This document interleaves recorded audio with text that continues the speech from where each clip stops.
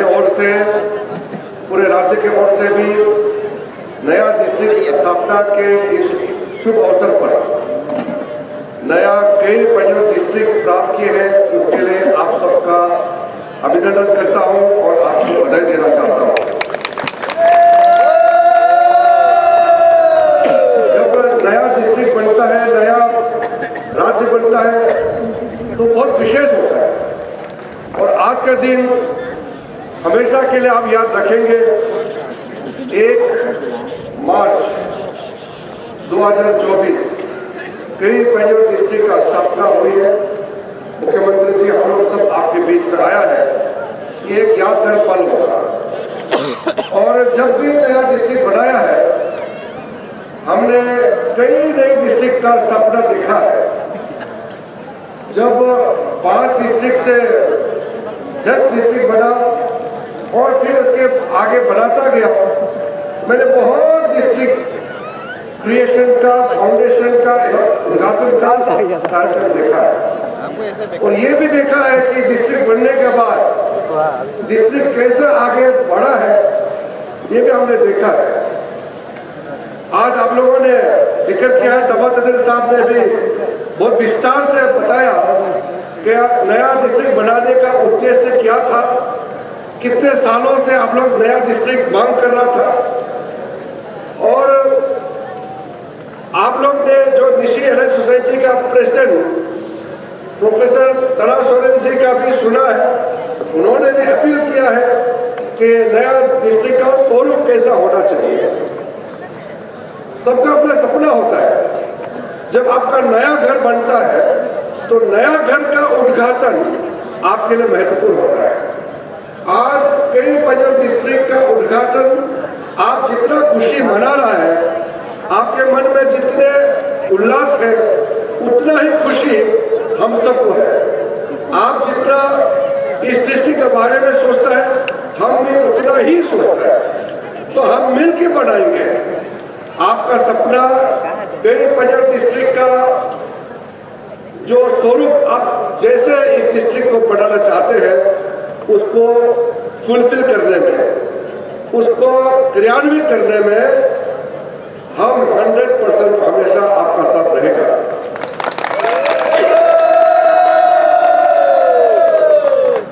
आज मैं कुछ बात आपको कहना चाहता हूं। नॉर्मली मेरा अपना जिम्मेदारी के बारे में मैं बात करता हूं। मैं आपके लिए क्या कर सकता हूं, इसके बारे में मैं नॉर्मली बात करता हूं, लेकिन मैं आज आपको जिम्मेदारी देना चाहता हूं। मैं तो अपना जिम्मेदारी तो हमेशा लेता ही हूं, लेकिन आज ये जिम्मेदारी आपको लेना होगा। मैं जब एक सिंपल मेंबर ऑफ पार्लियामेंट था, मैं यहाँ घूमते रहता था, कभी कभी किसी को बताए बगैर मैं गांव में जाता था, किसी के घर में भी जाता था। जिम्मेदारी बढ़ने के बाद मेरा इस तरह से अकेला जाना, चुप के जाना या बिना बताए जाना, ये संभव नहीं है। जिम्मेदारी का साथ इंसान को जिम्मेदारी को निभाना पड़ता है। इसलिए जो मैं सुबह शाम आपके बीच में नहीं रह पाता हूं, उसका भरपाई आपको करना होगा। आज अरुणाचल प्रदेश में जो सरकार है, पेमा खांडू जी के नेतृत्व में राज्य सरकार जो काम कर रही है, उसके बारे में बहुत डिटेल से मैं नहीं कहूंगा, क्योंकि मुख्यमंत्री जी आपको एड्रेस करेंगे तो मुख्यमंत्री ही आपको राज्य सरकार का प्रायोरिटीज और पेमा खांडू जी मुख्यमंत्री बनने के बाद अरुणाचल कितना बदला है, राज्य सरकार की ओर से क्या क्या काम कर रहे हैं, वो आपको विस्तार में बताएंगे। मैं आपका प्रतिनिधि होने के नाते, आपका लोकसभा में आपने मुझे भेजा है, आपका प्रतिनिधि होने के नाते मेरा ड्यूटी तो मैं करूंगा ही, साथ साथ नरेंद्र मोदी जी का आशीर्वाद से मुझे इस देश में मंत्री के रूप में काम करने का सौभाग्य प्राप्त हुआ है। हम लोग ने बचपन से देखा है हमने मांगा है केंद्र सरकार से, क्योंकि हमारा स्टेट बहुत सुंदर है, नया है, छोटा है, मगर हम लोग में बहुत दम है, हम लोग में काम करने का इच्छा शक्ति है, लेकिन हमारे पास साधन नहीं है। इसलिए केंद्र सरकार से मदद मांगना जरूरी होता है। मैं खुद as a member of parliament हमेशा मांगते थे और हम जिंदगी भर ऑपोजिशन में रहा है। पहली बार 2014 में हम सरकार में आए, मंत्री के रूप में काम करना शुरू किया। मुझे मालूम है जब हम मांगते थे केंद्र सरकार से तो उस समय हमारा क्या हालत था, और सरकार का जो भारत देश का सरकार है कितना हमको मदद करता था, ये इतिहास सबको मालूम है।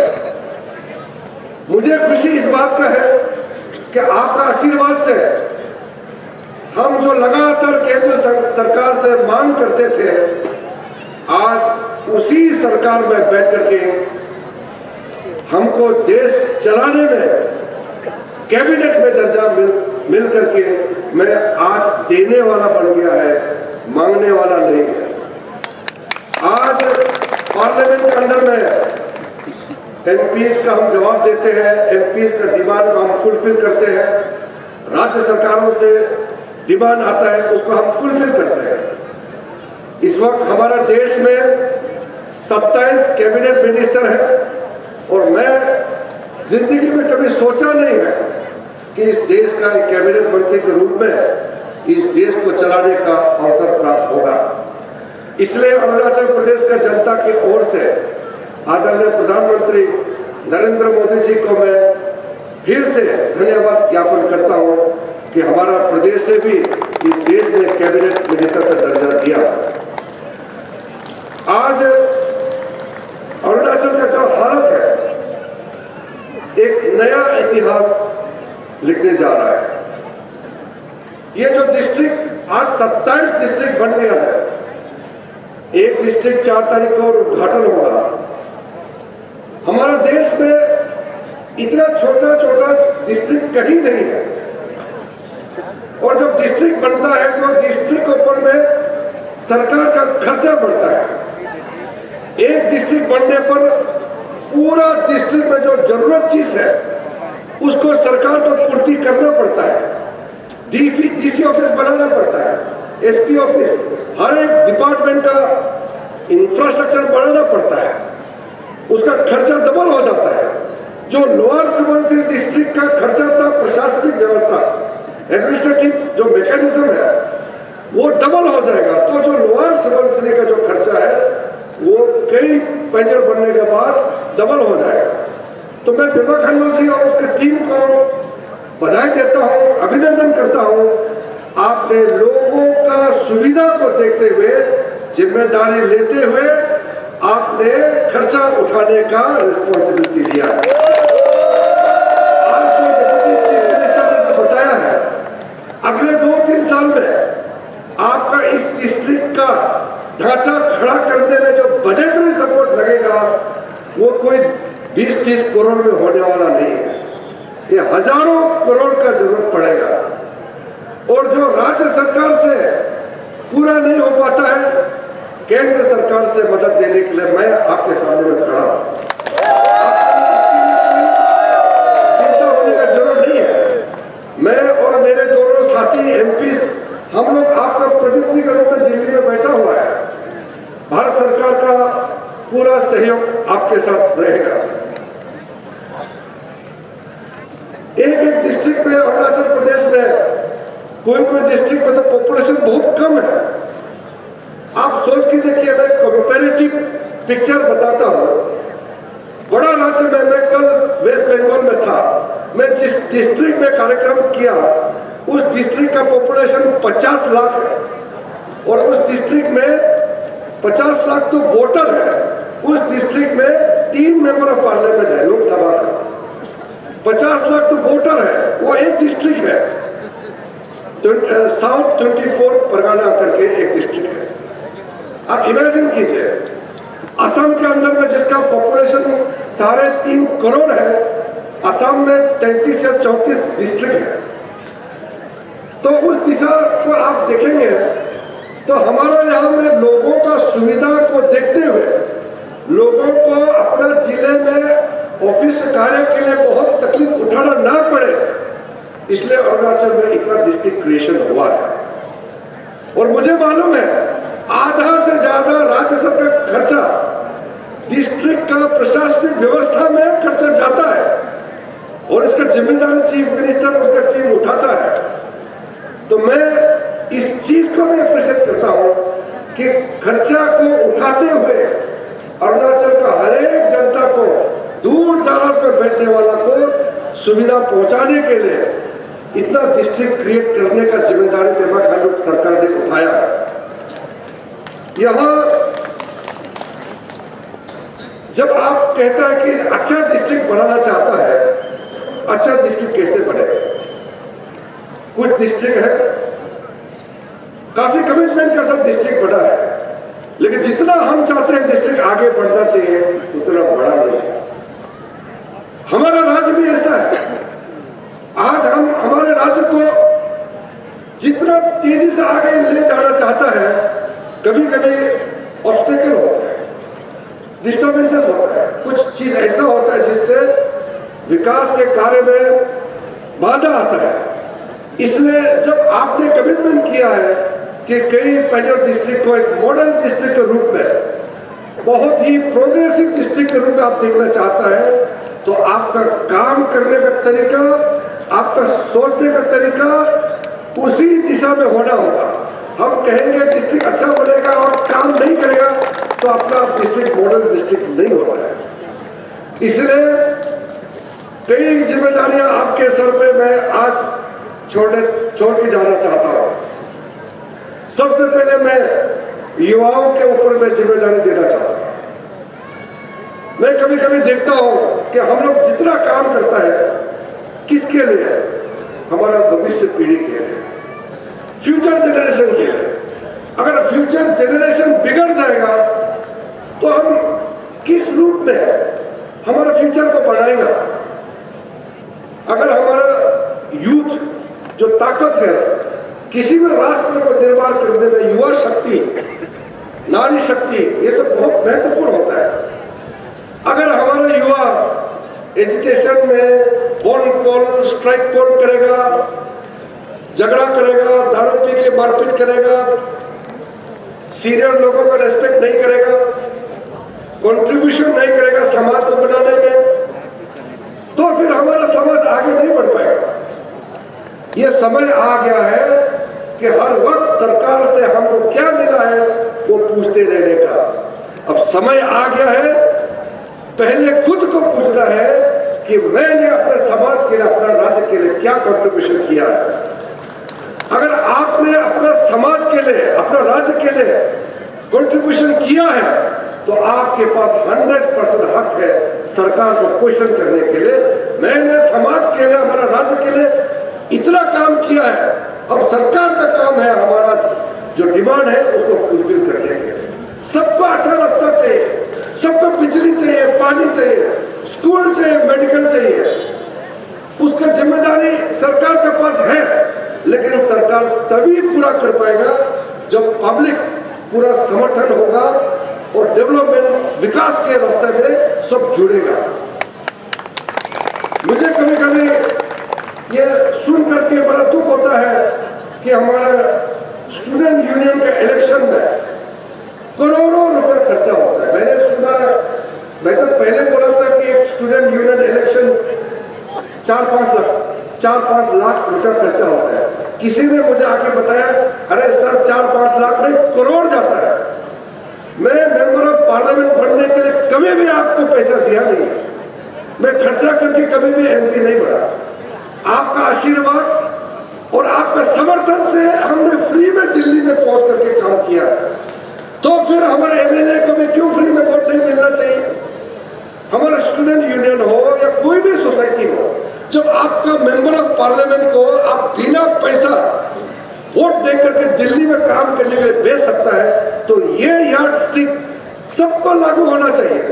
तभी तो मैं बोल पाऊंगा एमएलए लोगों को खर्चा मत करो। थोड़ा पैसा ढूंढना पड़ेगा, नहीं तो इलेक्शन में खर्चा नहीं करेगा तो वोट नहीं देगा होता है। तो इसलिए आज जब हम समाज को अच्छा बनाने की बात करते हैं तो क्लीन पॉलिटिक्स, क्लीन इलेक्शन ये उतना ही जरूरी होता है। सारा करप्शन का जड़ चुनाव के खर्चा से होता है। कोई कैंडिडेट तो 40-50 करोड़ फेंक करके एमएलए बनता है और 5 साल वो 40-50 करोड़ को रिकवरी करने में हालत खराब हो जाता है। इसलिए जब हम नया डिस्ट्रिक्ट, नया अरुणाचल का बात करता है तो हर क्षेत्र में सुधार होना पड़ेगा। मैं लास्ट ईयर जो अरुणाचल स्टेट होते में बोला था कि पेमा खांडू सरकार इतना ज्यादा काम कर रहे हैं जो मैं गिनती करके नहीं बता सकता, लेकिन हमारा पब्लिक सर्विस कमीशन में किसी ऑफिसर ने 4-5 लोगों ने मिलकर के पेपर बेच देता है और सारा बदनाम सरकार को उठाना पड़ता है। मैं आपको गाड़ी रास्ता बनाने के लिए जो पैसा वहां से सैंक्शन करता है, मैं तो पैसा नहीं मांगता हूँ, कमीशन तो नहीं मांगता हूँ, तो फिर हमारा यहाँ जो ऑफिसर है वो भी कमीशन नहीं मांगना चाहिए और जो कॉन्ट्रैक्टर है वो भी कमीशन नहीं देना चाहिए। क्वालिटी काम होना चाहिए। ये सुधार हम लोग का आज का जो डिस्ट्रिक्ट क्रिएशन है, ऐसा वक्त में हम अपने आप को रेजुलेशन फिर से पास करना होगा। हम मुख से बड़ा काम करेगा बोले से नहीं होगा, आपका एक्शन क्लीन होना पड़ेगा। अभी मैं कभी कभी सुनता हूँ, मैं तो रोज इतना समय मिलता नहीं है, बिजी होता है, लेकिन कभी कभी मुझे वीडियो भेजता है, यहाँ से अरुणाचल से मैसेज भेजता है कि ये पेपर लीक हो गया, लोग एजिटेशन कर रहे हैं और किरण साहब को बहुत क्रिटिसाइज किया है। क्या क्रिटिसाइज किया है? और पेपर लीक किया, किरण रिजिजू क्या कर रहा है? तो पेपर लीक किया मैंने करने दिया क्या? पेपर लीक जिसने किया उसको अरेस्ट किया है, एक्शन लिया है, और भी जो आगे एक्शन करना चाहता है वो करेगा। आपने डिमांड किया सीबीआई को मैं खुद as law minister CBI director को बोला कि छोटा केस मत समझो, पेपर लीक हमारे लिए बड़ा केस है, तुरंत जाओ और केस रजिस्टर करो। टीम गया है, एनफोर्समेंट डायरेक्टोरेट का जो डायरेक्टर को बोला है जाइए आप इन्वेस्टिगेट कीजिए, अब उसको किसको अरेस्ट करना है, किसको पकड़ना है वो मैं तय नहीं करूंगा। और सुबह शाम मुझे बोलेगा कि क्या कर रहा है किरण रिजिजू। अगर मैं ये ऑफिसर का काम मैं करूंगा तो फिर मेरा काम कौन करेगा? दिल्ली में आपने मुझे पार्लियामेंट में भेजा है, वो काम कौन करेगा? लाखों लोगों ने वोट देकर के जिम्मेदारी दिया है, अपना अपना जिम्मेदारी खुद को निभाना पड़ेगा। कोई एक पुलिस कर्मी गलती काम करेगा, पूरा पुलिस डिपार्टमेंट बदनाम होता है। एक इंजीनियर अगर गलती करेगा, पूरा इंजीनियर बदनाम होता है। ये जो सारा जो आपका यहाँ के नेशनल हाईवे का काम सबसे लेट, ये पोतेन से लेकर के पांगेंग तक सबसे ज्यादा लेट हुआ है। आपने कभी चिंता किया है? अगर रास्ता के लिए मैंने दिल्ली से पैसा भेजने में देर किया है तो मुझे आप पूरा लड़का देना चाहिए, मुझे जिम्मेदारी देना चाहिए। मैंने समय में अगर आपका पैसा दिया है तो समय में रास्ता नहीं होने का जिम्मेदारी कौन लेगा? अगर ऑफिसर नकली बिल बनाएगा लैंड कॉम्पेंसेशन के नाम में, यहाँ का लीडर खुद लैंड कॉम्पेंसेशन में खुद इन्वॉल्व होगा, ऑफिसर जिम्मेदारी कौन लेगा? इसलिए मैं अपना जिम्मेदारी तो मैं निभाऊंगा। मैं इसलिए आपको पहले ही कह दिया, मेरा जिम्मेदारी मैं 100% निभाऊंगा, लेकिन आपका जिम्मेदारी भी आपको भी निभाना होगा। ये वन वे ट्रैफिक नहीं होता है, रास्ता दोनों तरफ चलना पड़ता है। वन वे ट्रैफिक होगा तो फिर रिटर्न नहीं होगा। इसलिए आज मैं युवाओं को जिम्मेदारी देके जा रहा हूँ और समाज निर्माण में कुछ चीजें होता है जो आज मैं अरुणाचल में देखता हूँ। सोशल मीडिया आने की वजह से इतना गाला गाली देखने को मिलता है। मैं तो इतना सोशल मीडिया अपना जो काम करता है उसके बारे में बताता हूँ, लेकिन कभी कभी मैं देखता हूँ आज यहाँ कई पंजाब डिस्ट्रिक्ट का इनॉग्रेशन में कई इंटेलेक्चुअल लोग आया हुआ है। यहाँ इलेक्टेड रिप्रेजेंटेटिव भी है, ऑफिसर भी है, यहाँ समाज को सेवा करने वाला हमारे इंटेलेक्चुअल कम्युनिटी के लोग भी है। मैं आपको कहना चाहता हूं, अगर आप चुपचाप बैठेगा तो फिर जब समाज बिगड़ेगा तो जिम्मेदारी आपको ऊपर में जाएगा। समाज में जो एक कोड़े का जो कंट्रीब्यूशन नहीं कर सकता है वो लीडर बन के बैठा हुआ है। 20 सड़क में बैठ करके चीफ मिनिस्टर को गाली देने वाला को 100 आदमी ताली बजाता है, उसको हीरो बना देता है। जो अशांति फैलाने के नाम में जेल जाना चाहिए वो हीरो बन करके यहाँ लोगों को गाली देके घूमता है। जिन्होंने पढ़ाई नहीं किया, समाज में कोई कंट्रीब्यूशन नहीं है, वो गाला गाली करके हीरो बन के बैठता है। हीरो तो वो बनना चाहिए जिसने समाज को लेसन दिया है, नॉलेज दिया है। हीरो वो होता है जो हमारा रीति रिवाज, इसी समाज का पूरा इतिहास जो बता सकता है, वो हीरो होता है। हीरो वो होता है जो हमारा शादी नियम नीति के बारे में पूरा सिस्टम को बता सकता है, वो हीरो होता है। हीरो वो होता है अपना मेहनत से जो कमाया पैसा को जनता का सेवा में डालता है, वो हीरो होता है। लेकिन यहाँ जिसका कोई कंट्रीब्यूशन नहीं है वो गाली देके हीरो बन रहा है, और पुलिस कुछ नहीं कर सकता है क्योंकि पुलिस को फिर गाली देता है, पुलिस एक्शन करता है, पुलिस को गाली देता है। जब तक समाज में शांति नहीं होगा विकास हो नहीं सकता है। हम अरुणाचल को आगे बढ़ते हुए देखना चाहता है, लेकिन साथ साथ में माहौल भी चाहिए। रास्ता भी तभी बनेगा जब यहाँ शांति होगा। आपका अपना घर सुंदर होने से सिर्फ नहीं होगा, आपका गांव सुंदर होना चाहिए, शहर सुंदर होना चाहिए, आपका राज्य सुंदर होना चाहिए। मैं अपना आरसीसी घर बना करके सोना चांदी लटका के बैठेगा, उससे समाज का विकसित नहीं होता है। अरुणाचल प्रदेश नया प्रदेश जरूर है, कुदरत ने हमको भरपूर साधन दिया है। हमारे पास पेड़ है, पौधा है, नदी है, जंगल है, पहाड़ है, हमारे पास खनिज है, हमारे पास सुंदर कल्चर है, तो फिर हम पीछे कैसे रह सकते हैं। आज मैं जो हैदराबाद जाता हूँ, मैं मुंबई जाता हूँ, चेन्नई जाता हूँ, एयरपोर्ट से शहर जाता हूँ, वहाँ का जो इन्वेस्टमेंट, वहाँ का एम्प्लॉयमेंट जनरेशन के लिए जो बड़ा बड़ा वहाँ इंडस्ट्रियल यूनिट लगता है, देश विदेश के लोग इन्वेस्टमेंट के लिए आता है, तो हम सोचते हैं हमारा प्रदेश में क्यों नहीं आ सकते। हमारा यहाँ लैंड का प्रोटेक्शन है, ट्राइबल एरिया है, बाहर के लोग यहाँ लैंड ओनरशिप ले नहीं सकते, इसलिए कोई फ्री में 1000 करोड़ यहाँ डालता नहीं है। लेकिन कम से कम जो हम कर सकते हैं उसको किसने रोका है। लोग तभी हमारे यहाँ विजिट करेगा जब हम शांति से प्यार से वेलकम होगा। हम लोगों को वेलकम करने का हमारा अंदाज, हमारा तरीका बहुत प्रोफेशनल तरीके से उपलब्ध करना होगा। इसलिए हमारा अरुणाचल, हम लोग कहते हैं कि टूरिज्म पोटेंशियल है, लेकिन सिक्किम जो छोटा सा राज्य है वो 10 गुना ज्यादा टूरिस्ट वहां विजिट करता है अरुणाचल से ज्यादा, जबकि हमारे यहाँ पोटेंशियल इतना ज्यादा है। लोग वही जाएगा जहां शांति है। हमारे यहाँ में एक नया प्रथा डेवलप करना चाहिए, ग्रेटिट्यूड होना चाहिए। जो आदमी आपको सेवा करता है उसको धन्यवाद बोलने का आदत डालना चाहिए। जो पेड़ आपको फल देता है उस पेड़ को कभी नहीं काटना चाहिए।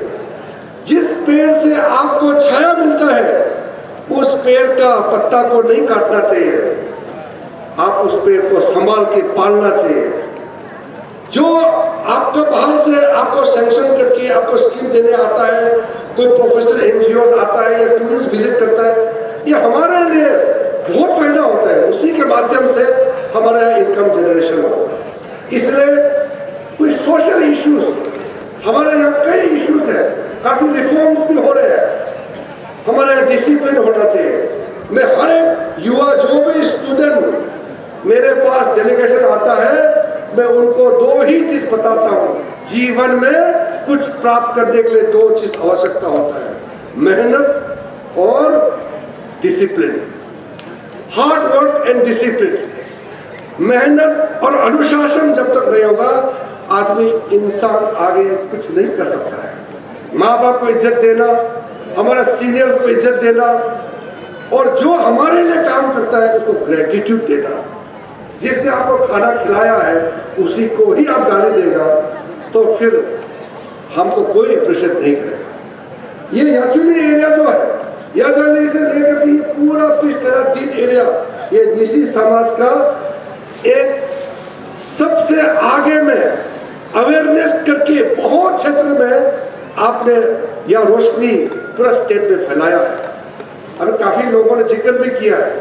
तो जब ये नया डिस्ट्रिक्ट बनाया तो इस नए डिस्ट्रिक्ट के शुभ अवसर में आप लोगों को और डेवलपमेंट कैसा हो सकता है इसका लेसन, यहाँ कई पंजाब डिस्ट्रिक्ट का नया डिस्ट्रिक्ट जरूर है लेकिन आप लोग लीडर है बहुत क्षेत्र में, तो उसको आप यहाँ से आगे रोशनी देना हो। आज हमारा प्रदेश को सम्मानित दृष्टि से जो कुछ मिलना चाहिए मिल रहा है। मैं जैसे आपको बताया जिम्मेदारी मिलने के बाद मेरे लिए खुशी क्या है, मैं कैबिनेट मिनिस्टर हूं, क्या उससे क्या आपको क्या फायदा है या मुझे क्या फायदा है? फायदा तभी होगा जब मेरे वजह से आपका मान सम्मान बढ़ेगा, आपका ऑनर होगा, आपका आइडेंटिटी होगा। 2001 में जब तपला को हम लोग ने निशी बना करके पार्लियामेंट में बिल पास करके यहाँ आया, उस समय हमारे निशी एलाइट सोसाइटी और आंसू के लोगों ने मुझे रिक्वेस्ट किया कि बाकी ट्राइब्स, बहुत सारे ट्राइब्स है जिसका कॉन्स्टिट्यूशनल रिकॉग्निशन बाकी है, लेकिन पहले निशी को कर दीजिए। ये क्योंकि कैपिटल एरिया और सबसे बड़ा एरिया है, निशी का पॉपुलेशन ज्यादा है, तो इसको पहले कर दीजिए। तो हम लोगों ने बाकी ट्राइब का मैटर को रोक करके तपला को हटा के निशी पास किया। और जब हमको कैबिनेट दर्जा मिला, आपको ये सुनकर के बहुत खुशी मिलेगी। हमारा कैबिनेट बनने का 1 महीने के अंदर में अरुणाचल प्रदेश का जितना छूट गया ट्राइब्स, खुद चीफ मिनिस्टर का ट्राइब, खुद हमारा गवर्नमेंट साहब का, पूरा इतना ट्राइब्स का कॉन्स्टिट्यूशन में नाम नहीं था। हमारा बच्चे स्ट्रगल करते थे, कॉलेज यूनिवर्सिटी में बोलता था कि तुम लोग का तो नाम कॉन्स्टिट्यूशन में है ही नहीं, तो तुम लोग को फैसिलिटी शेड्यूल ट्राइब का कैसे देगा? और 1 महीने के अंदर में मेरा कैबिनेट बनने के बाद मोदी जी के आशीर्वाद से अरुणाचल का 100% पूरा ट्राइब का एक साथ हम लोग ने कॉन्स्टिट्यूशन में रिकॉग्नाइज करके, कैबिनेट में पास करके, पार्लियामेंट में पास करके आज हम लोग बहुत इज्जत से खड़ा है। 74 इयर्स तक हम लोग ने इंतजार किया है और 74 इयर्स तक हम ट्राइबल होते हुए भी कॉन्स्टिट्यूशन में हमारा रिकॉग्निशन नहीं था। ये कोई छोटा बात नहीं होता है। मैं आपको आसानी से 2 मिनट में ये बात बता रहा हूं, आप गहराई से जब सोचेंगे इससे बड़ा मुद्दा कुछ नहीं होता है। हम लोग यहाँ नाला बनाने का झगड़ा करता है, किरण रिजिजू हमारा घर में ये टीना नहीं लगा दिया बल्कि गाला गाली होता है, ये सब चलेगा, लेकिन जो आपका सम्मान, आपका इज्जत, आपका पहचान, ये सबसे बड़ा होता है। ये सब चीज आज मैं इसलिए बता रहा हूं कि ऐसे मौके पर कई बड़े चीज हमको फिर से याद रखना हो। आज जब हर डिस्ट्रिक्ट में मैं जब जाता हूं तो मुझे खुद अच्छा लगता है। मैं हेलीकॉप्टर नहीं लेता हूं, वेदर खराब होता हूं तो बाई रोड जाता है तो वो रोड का कंडीशन देख करके मुझे अच्छा लगता है। मैंने उस दिन न्योपिन में गया, वहां में भी बताया न्योकुम समय में, फिर गंगते में जहां हम एमपी बनते ही पैदल किया था करादती डिस्ट्रिक्ट, और गंगते में उस दिन मैं फिर से गाड़ी में गया और वहां मैंने बताया 2004 में कोलोरियम में मैंने पब्लिक भाषण दिया था 2004 के चुनाव में, और मैंने वादा किया हमारा सरकार आएगा, मैं कोलोरियम से ईटानगर 5 घंटा में पहुंचाएगा, ऐसा रास्ता बनाएगा। और बहुत लोगों ने विश्वास नहीं किया। वो बोला कि अरे किरण साहब, कोलोरियम से ईटानगर 5 घंटा में कैसे पहुंचाएगा? ये तो कभी भी नहीं हो सकता है, क्योंकि उस समय किसी ने सोचा नहीं है कि कोलोरियम तक भी डबल लेन का रास्ता पहुंचाएगा। किसी ने नहीं सोचा कि तकसीम तक भी गाड़ी रास्ता पहुंचेगा, दापोरिजो तक भी हमारा डबल लेन होगा। सेप्पा से ईटानगर 4 घंटा में आप पहुंचता है।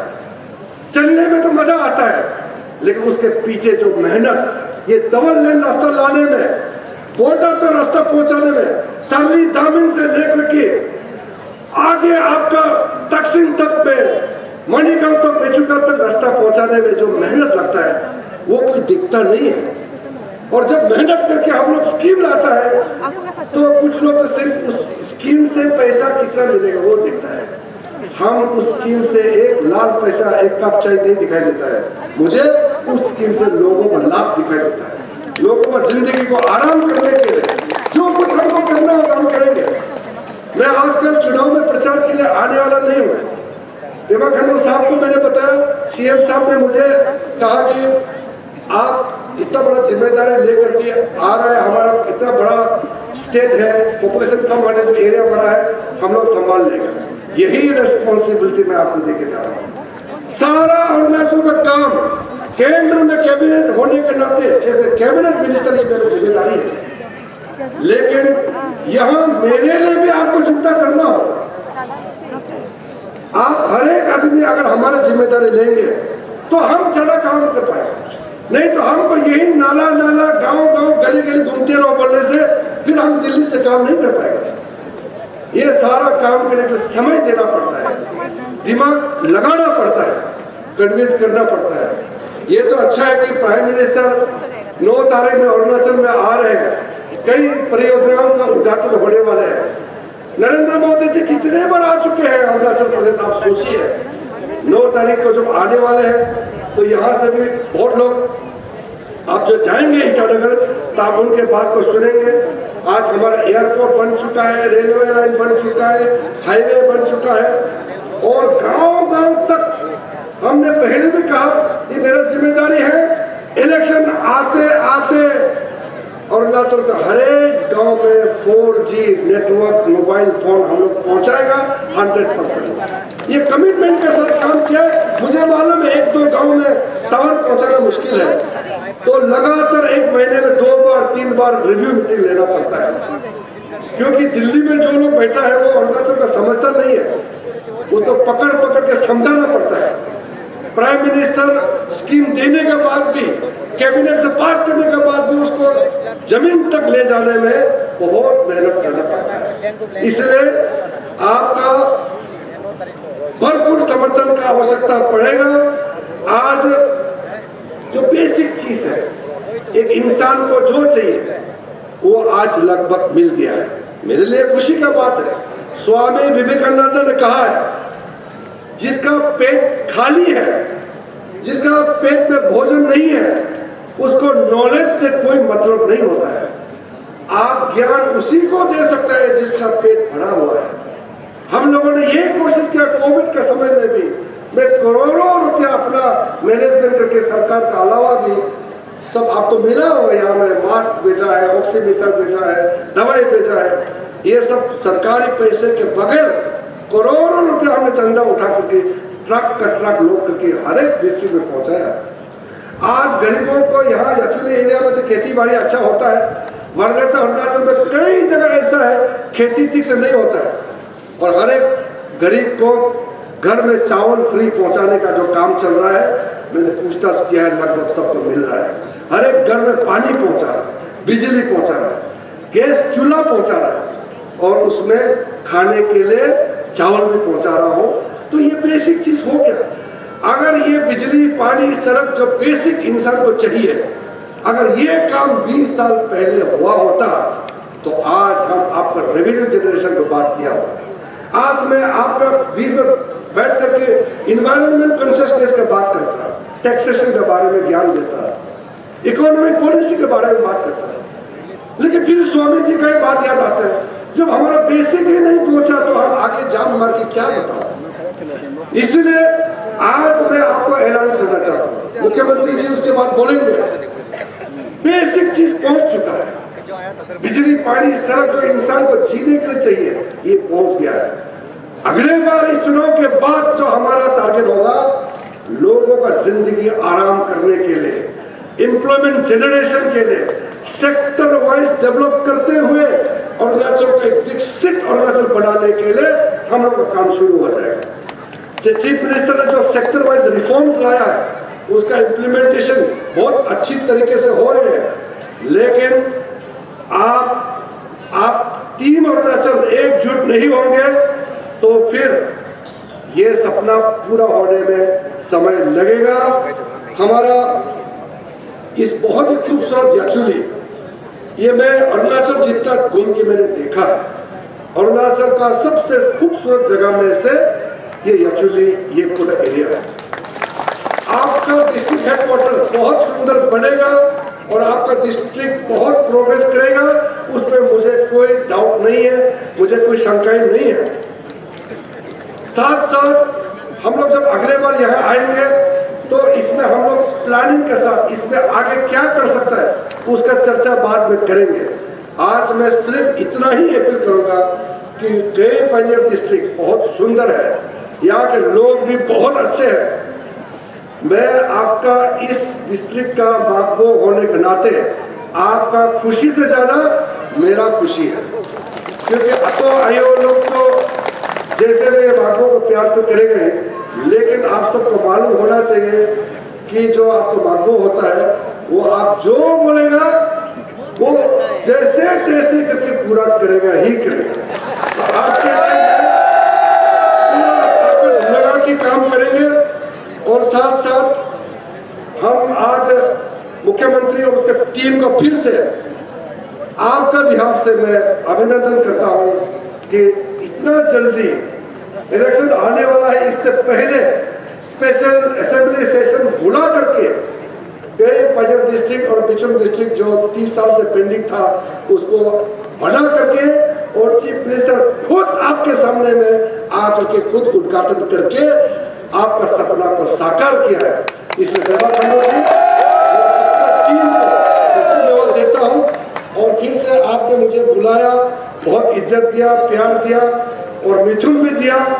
ये मिथुन जो है हम आपको ही यहाँ पालने देगा, लेकिन आपको तो हमने बहुत लोग कंप्लेन करता है आपको ने अभी तक मिथुन का मीट नहीं खिलाया करके। एक नंबर कंप्लेन करने वाला नवम रेगा साहब है। नवम रेगा साहब तो जब भी मिलेगा मिथुन का मीट कब खिलाएगा वो बोलते रहता है, तो ये मिथुन हम उसको खिलाएगा। और आप शांति से अपना घर बार अच्छा से संभाले। मैं ईश्वर से प्रार्थना करता हूँ डिस्ट्रिक्ट बनने का साथ साथ आपका जिंदगी आबाद हो, बच्चों का लाइफ अच्छा हो यहाँ, और आपका जो जिस तरीके से आपका डेवलपमेंट हो रहा है वो डबल स्पीड डबल गियर के साथ आप आगे बढ़े। बहुत बहुत धन्यवाद। जय हिंद।